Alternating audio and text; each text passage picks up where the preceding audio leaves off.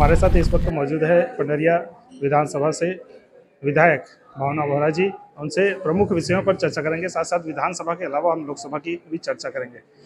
लोकसभा चुनाव के लिए अब बहुत ज़्यादा दिन नहीं रह गए हैं। महतारी बंधन योजना की पहली किस्त भी लागू होने वाली है। इसका कितना इफेक्ट महिलाओं के वोट पर पड़ेगा?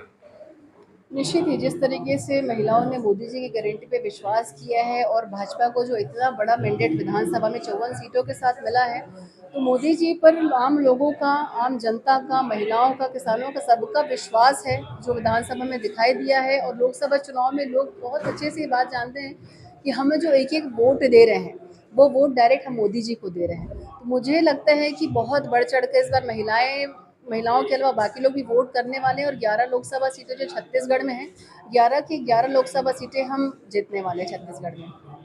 अभी दीपक बैज जी का प्रवास था धमतरी में, उनका ये कहना है कि भाजपा से ज्यादा कांग्रेस की सीट आई है। वो किस मुगालते में हम कहेंगे, या ओवर कॉन्फिडेंस कहें, क्या कहें हम?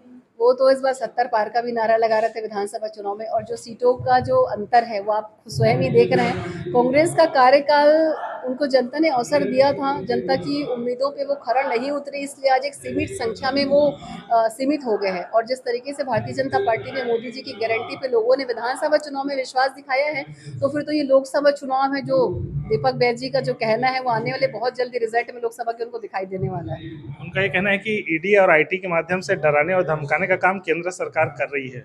डराने धमकाने का काम पिछले 5 साल में किसने किया? मुझे लगता है मीडिया से बेहतर ये चीज़ कोई नहीं समझता है। चाहे भारतीय जनता पार्टी के कार्यकर्ताओं की बात करूँ मैं, चाहे प्रशासनिक अधिकारियों की बात करूँ, चाहे मीडिया भाइयों की बात करूँ, जिस तरीके से 5 साल में सबका अधिकार जो छीना गया था, लोकतंत्र में रहकर भी हमने अपने जो बातें रखने का अधिकार नहीं था, मुझे लगता है छत्तीसगढ़ की एक जनता उस चीज़ को जानती है। एक ये बात यहाँ पर आ रही है कि चुनाव के दौरान फॉर्म भरा गया था, कहा गया कि महतारी बंधन योजना में फॉर्म भरा गया और उसका वोट कन्वर्ट भी हुआ। अब ये कहा जा रहा है कि कई प्रकार के क्राइटेरिया ला करके छल किया जा रहा है, ऐसा कांग्रेस का आरोप है। कांग्रेस का काम आरोप लगाना ही है। मैं सिर्फ यही पूछना चाहती हूँ कि उन्होंने जो वादा किया था अपने संकल्प पत्र में 2018 के कि स्व सहायता समूह का कर्जा माफ करना है, कर्जा माफ तो नहीं हुआ बल्कि रेडी-टू-ईट का काम छीन लिया गया, महिलाओं के पेट पे लात मारी गई। और जो कांग्रेस ने किया है, शराबबंदी की जो बात उन्होंने की थी पिछले 5 साल में, एक जगह वो बता दें कि जहाँ वहाँ पे शराबबंदी हुई है। 2 साल के बोनस जो भारतीय जनता पार्टी नहीं दे पाई थी, जो उन्होंने बोला था कि हम देंगे, उसमें भी उन्होंने छलावा किया। आखिरकार अंततः हम जो हमारा नारा है कि हमने बनाया हम संवारेंगे, उस तर्ज पे हमने वो बोनस का भी पैसा दिया है। साथ में जो अंतर्राष्ट्रीय का 917 रुपये वो भी बहुत जल्दी किसानों के खाते में आने वाला है। प्रधानमंत्री आवास जो 18 लाख आवास की मैं बात करूँ, वो भी जो उन्होंने रोक के रखा था, पहले ही बजट सत्र में 18 लाख आवास स्वीकृत हुए हैं। महतारी बंधन योजना की जो बात करूँ मैं, 12,000 रुपये जो सालाना, 1,000 रुपये जो पर महीने की बात है, आने वाले 8 तारीख को विश्व महिला दिवस के अवसर पे, वो भी अंतर्राष्ट्रीय महिला दिवस के अवसर पे वो भी उनके खाते में जाने वाला। तो तात्पर्य ये है कि सरकार भारतीय जनता पार्टी की बनी मुश्किल से 2 से 3 महीने हुए हैं, और 2 से 3 महीनों में भारतीय जनता पार्टी ने अपने 4 प्रमुख वादे पूरे किए हैं।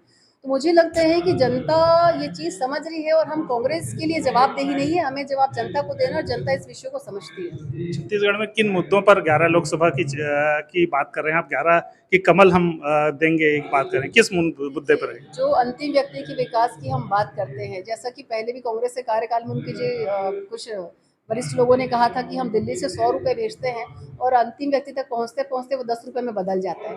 आज स्थिति है कि अगर मोदी जी किसी के खाते में 100 रुपये डाले तो 100 का 100 रुपये उस अंतिम व्यक्ति के, गांव में बैठे अंतिम व्यक्ति तक को मिलता है। तो ये मोदी जी की दूरदर्शिता है, उनकी जो प्रोग्रामिंग है उसका ये नतीजा है कि हर व्यक्ति, चाहे शौचालय की बात करूँ, उज्ज्वला योजना की बात करूँ, प्रधानमंत्री आवास की बात करूँ, चाहे बहुत सारी ऐसी व्यवस्थाएं हैं।